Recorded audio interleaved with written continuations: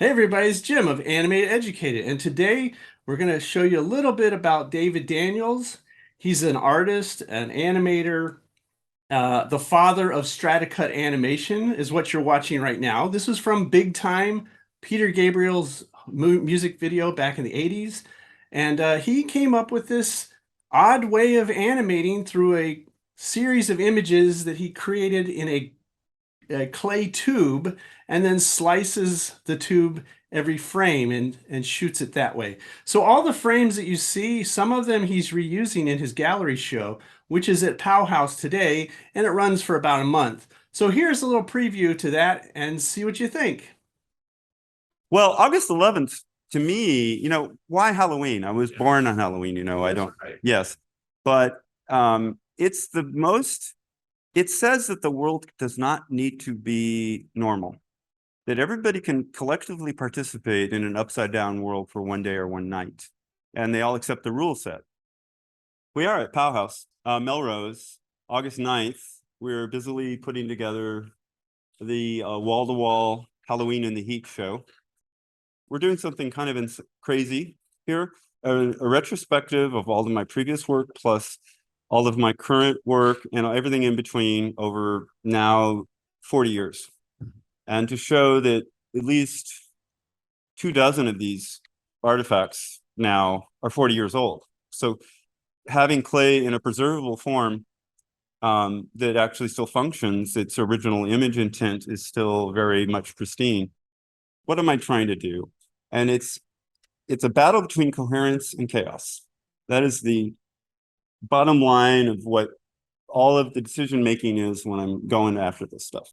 Chaos has a lot of excitement and a lot of like textures and frantic stuff, and coherence keeps you guided so you haven't lost the plot in either the animation or the picture, the still stuff. Because clay is a very dull medium, the surface of it absorbs light. I work as hard as I can to put as much bling and contrast and punch into the color space of these kids' clay that I'm using to try to make it more vibrant than clay naturally is, which is a fairly dull and dim thing. It has no reflective surface. It's ultimately it's like the earth, only put some pigment in the earth.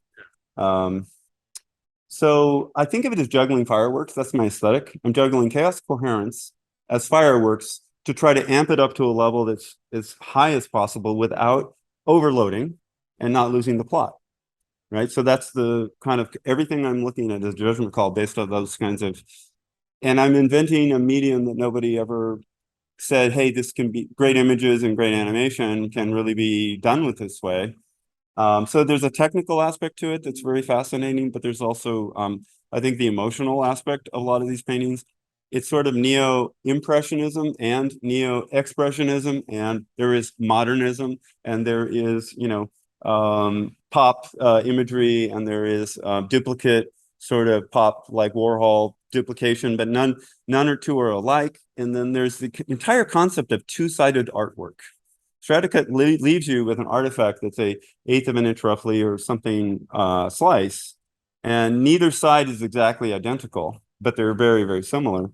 And so presenting it is always fascinating because I try to put mirrors or other situations in which you would understand, hey, the artwork is actually presenting not just as a front surface, it's presenting as a object of time fusion, and a little slice of time fusion is what you're owning when you have it.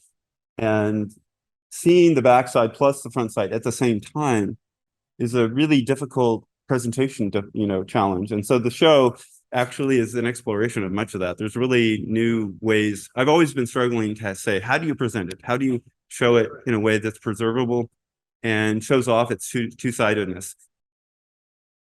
And what Stratacut does is jump it one more dimension to say, here's a art form that's describing in a three-dimensional art form that's describing the fourth dimension. It's not something any of us can see because we're all time blind. We all suffer from a complete time blindness. It's not a thing that our evolutionary development happened.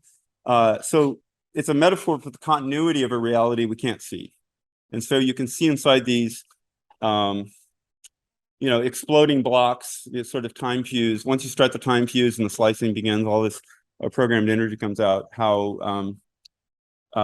how all time is connected in shapes and tubes, even though we can't see it.